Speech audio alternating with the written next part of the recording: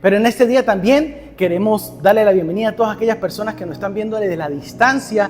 Hay muchas personas que quizás no han podido venir, pero que ven nuestras comunidades digitales, ven las predicaciones, ven los mensajes, y eso ayuda también, amén. Como yo siempre les digo, no es que usted se va a congregar aquí con esta predicación, no, sino que esto va a ser una ayuda, un soporte para su vida cristiana, para continuar, amén. Entonces, familia, bienvenidos todos, y en el nombre de Jesús la iglesia le da un fuerte aplauso a Dios por sus vidas, amén. Bueno, vamos a entrar en materia, y hoy comúnmente ustedes se han dado cuenta que a mí me gusta iniciar las predicaciones con historias, con algunas anécdotas, con alguna introducción, pero el día de hoy vamos a iniciar con el mensaje central de las Escrituras. Y yo quiero que usted vaya conmigo al libro de Gálatas. ¿Habían leído ustedes el libro de Gálatas? Y mientras usted busca el capítulo 6 del libro de Gálatas, allí en su Biblia, en su celular, en su tablet, en su computadora, donde se encuentre el capítulo 6 del libro de Gálatas, quiero que usted sepa que la carta de Gálatas fue escrita ¿por quién? Por el apóstol Pablo. El apóstol Pablo escribió la carta de Gálatas en Antioquía de Siria alrededor del año 50 después de Cristo. ¿Y por qué? Se ha escrito a los cristianos ¿de dónde? A los cristianos de Galacia, una provincia romana ubicada en la parte central de lo que hoy conocemos como el país llamado Turquía. ¿Saben cuál es Turquía? ¿Han podido ir a Turquía? ¿Algunos de aquí? Tranquilo, algún día. ¿Y para qué fue escrita esta carta? Mire, toda carta que el apóstol Pablo escribió tiene un propósito. Y en esta ocasión Pablo escribe a los Gálatas que usted está viendo allí para denunciar y corregir falsas enseñanzas que se infiltraron en las iglesias que Pablo y Bernabé habían establecido anteriormente. ¿Sabe qué estaba pasando aquí en la iglesia de los Gálatas? Cuando escribe esta carta, habían falsos maestros. Bienvenidos todos, amén. Que insistían en que los cristianos gentiles, ¿saben quiénes son los cristianos gentiles? Usted y yo. Ni usted ni yo somos judíos, o usted nació en Palestina, o en Jerusalén, o está allá, o tiene sangre judía. Si tiene, bueno, póngase el cosito aquí. Usted y yo.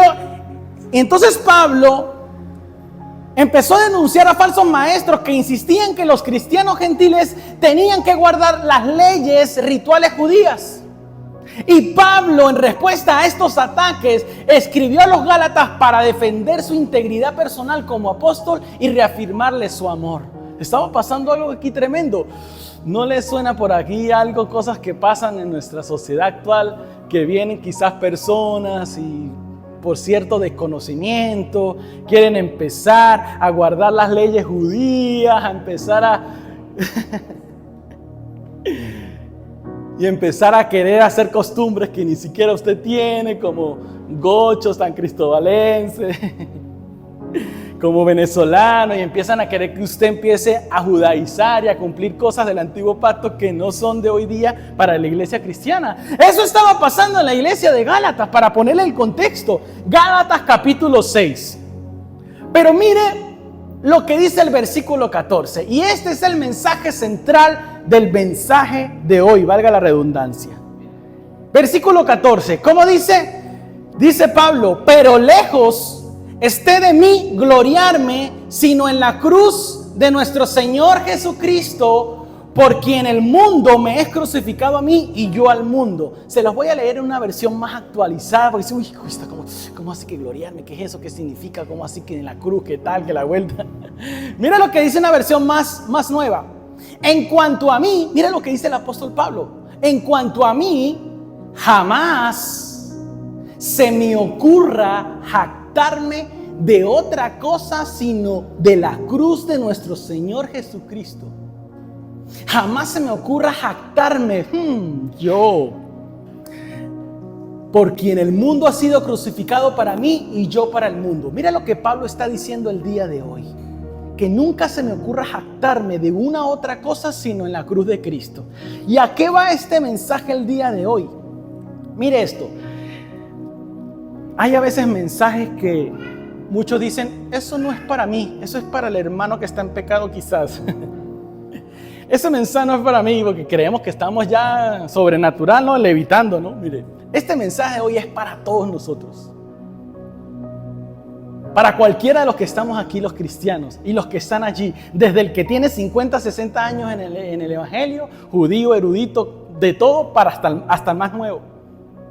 Mire, es que tener la admiración y la buena opinión de las personas es algo que nos seduce a todos. Y seríamos deshonestos si lo negamos. E ingenuos si pensamos que es un sentimiento exclusivo de los políticos, de los deportistas, de los artistas, de las celebridades de este mundo. Todos nosotros, de una u otra manera, estamos de alguna forma, en lo más profundo de nuestro corazón, tener la buena opinión y la admiración de los demás. Uy, es que yo mire, ¿no? Trabajo, hago esto, monté un negocio, soy esto, soy aquello, soy ingeniero, todo lo que he hecho. Intrínsecamente en nuestros corazones hay un deseo de admiración. Hay un deseo de aceptación. Hay un deseo hoy día los jóvenes de tener seguidores en las redes. Porque si tengo 10 seguidores, ¿qué dirán mis amistades que tienen 1000?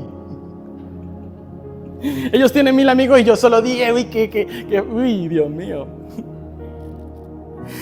Y para algunas personas este deseo se convierte en una fuerza que los controla y los arrastra.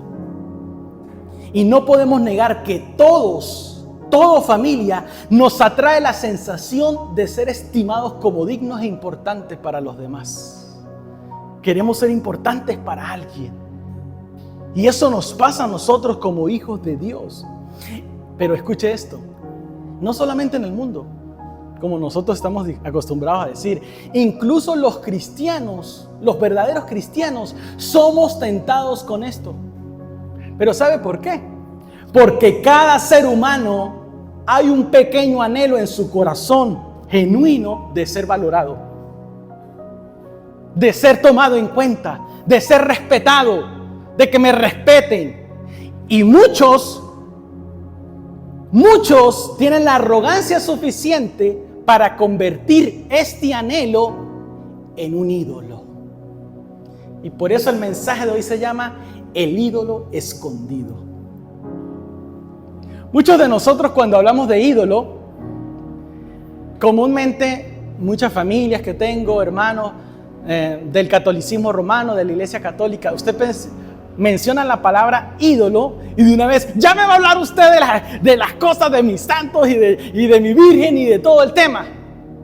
Y yo le digo, no, tranquilo, no se preocupe, el Espíritu Santo nos va convenciendo a cada uno. Yo no soy eso que llega a la casa, ¿y ese altar qué? Eso como que... A mí no me gusta nada de eso. Cada quien tiene su fe, su perspectiva, y en medio del camino Dios va a ir transformando a nosotros y nos va enseñando cosas que están bien y que no están mal. A mí me gusta compartir con ustedes, declararles el Evangelio, lo que el Señor está haciendo. Pero ¿saben qué? Los ídolos más fuertes no son las estatuas que tenemos allí. Los ídolos más fuertes del corazón son los que tenemos adentro. Y un ídolo que todo el mundo tiene, católico, cristiano, judío, de cualquier religión, es el ídolo escondido de ser admirado y reconocido por los demás. Ahora usted me dice, uy, pero Guillermo, ¿qué pasa? Pero si eso es normal, todos podemos tener la oportunidad de ser admirados, de ser reconocidos, de toda la lucha que he tenido. Pero acabamos de leer que en las palabras del apóstol Pablo a los Gálatas, están relacionadas directamente con este deseo humano. Dígame, séame sincero, ¿usted ha tenido el deseo de ser reconocido? Yo levanto la mano. El doctor de las Vespas, mi suegro, reconocido en los Andes como el doctor de las Vespas. Y nos gusta, ¿no? El peregrino en las redes sociales, reconocido por predicar. Y así cada uno de nosotros tiene un área donde queremos ser reconocidos. ¿Sí? El dueño de la pérgola, por favor, hello.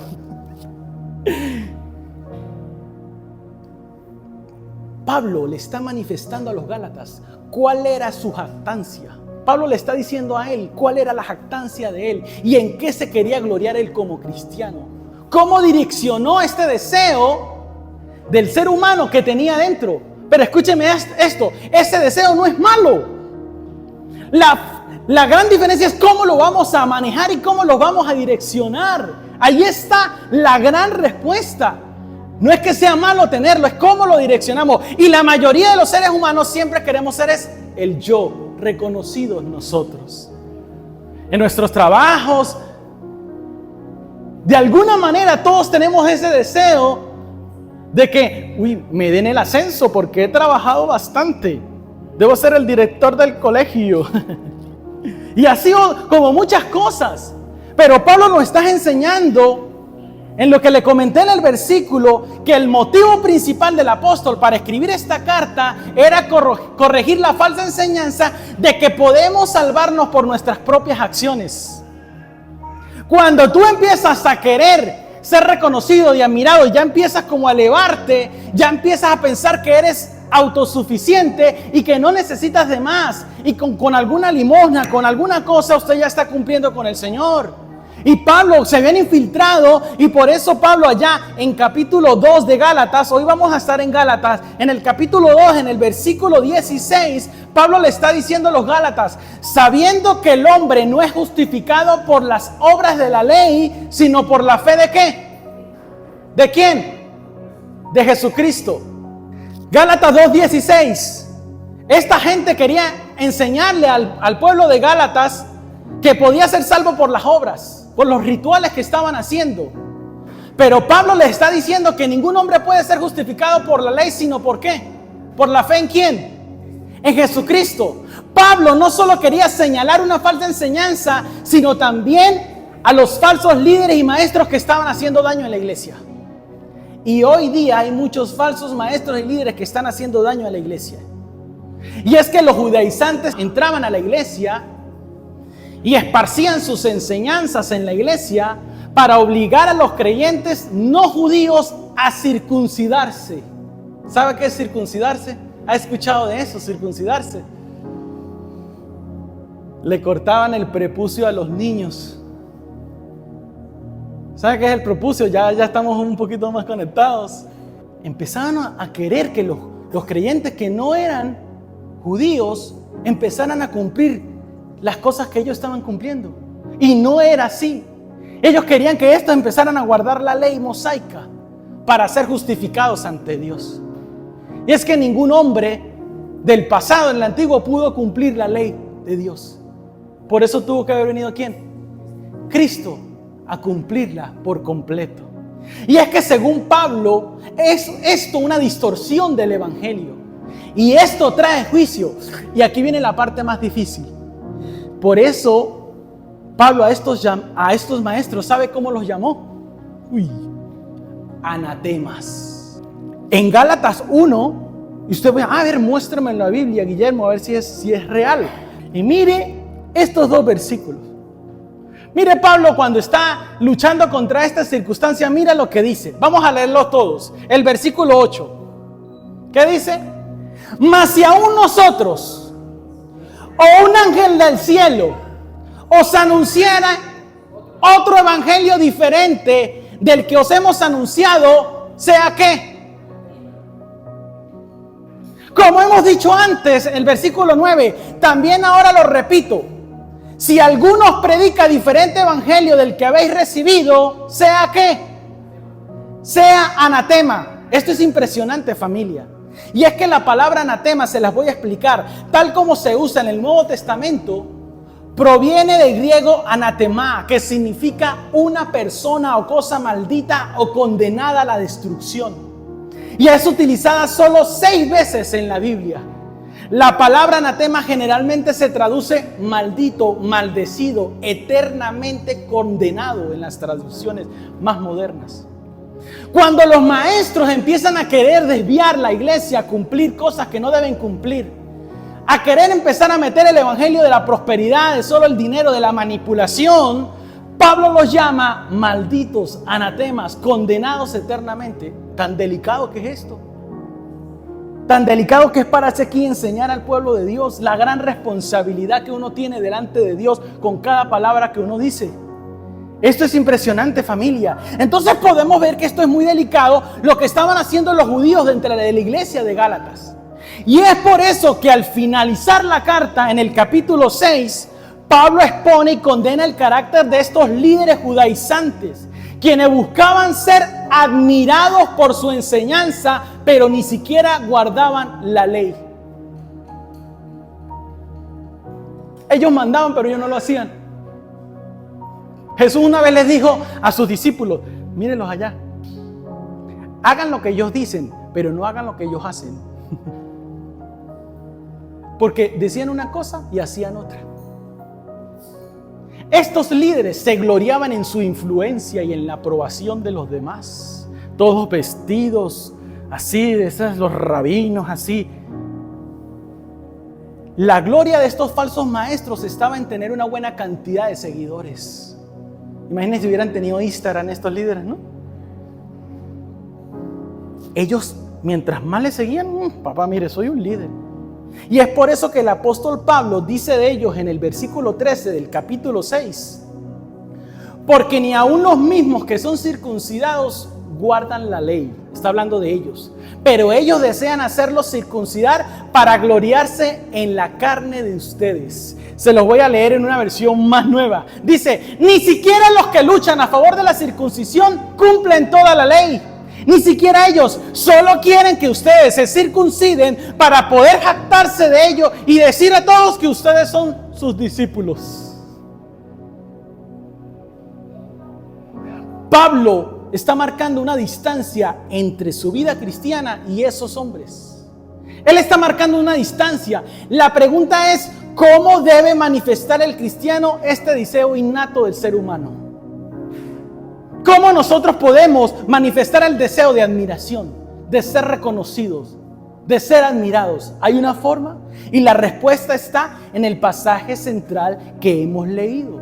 En cuanto a nosotros, en cuanto a mí, léalo ahí conmigo, el versículo 14 del capítulo 6. En cuanto a mí, en cuanto a nosotros, jamás se nos ocurra jactarnos en otra cosa, sino en la cruz de nuestro Señor Jesucristo. Por quien el mundo ha sido crucificado para mí y yo para el mundo. Se lo voy a decir como en términos más actuales. Es como si Pablo estuviera diciendo esto: no me atreveré a vanagloriarme en la influencia que pueda tener. Ya como estamos aquí, Iglesia Hogar, San Cristóbal, nos gloriamos de la iglesia. Oye, yo voy a la Iglesia Hogar, por favor, hello. Los demás, chusma. No nos vanagloriemos de la influencia que podamos tener. Es como si Pablo estuviera diciendo: nunca me jactaré en nada ni nadie en que no sea Cristo. Nunca me gloriaré en nada que no sea la cruz del Calvario. Ni las personas que me siguen, ni la influencia que tenga son la causa de mi gloria. Es lo que Pablo está diciendo. Solo confiaré y pondré mi esperanza en lo que el Salvador hizo por mí. Mi Salvador, mi redención. Entonces sí hay una forma de jactarnos, y solo es en la cruz de Cristo. Si te vas a jactar de algo, jáctate en la cruz de Cristo. Porque al final toda la gloria será para Cristo. Pablo no derivaba su valor de la cantidad de personas que lo seguían, ni de su desempeño en el liderazgo, ni de su éxito ministerial. Yo a veces veo a Pablo y yo, Dios mío, pero ¿cómo hizo este hombre? Primero, no sabe si subió al tercer cielo, si en cuerpo o si en espíritu. Subió al tercer cielo, hermano. Hizo milagros. ¿Qué no hizo ese hombre? Recibió la revelación para escribir 13 cartas del Nuevo Testamento. La revelación poderosa que este hombre tenía, que hasta el apóstol Pedro, el duro de los apóstoles, se atrevió a decir que había cosas profundas que Pablo hablaba que muchos no podían entender. Y este hombre llegó a decir: miserable de mí, ¿quién me librará de este cuerpo de muerte? Se atrevió a decir que él era el primero de los pecadores. Se atrevió a decir que era el apóstol del aborto, el último, el abortivo. como el despreciado. Pero Pablo, por favor, mire, usted tiene nivel.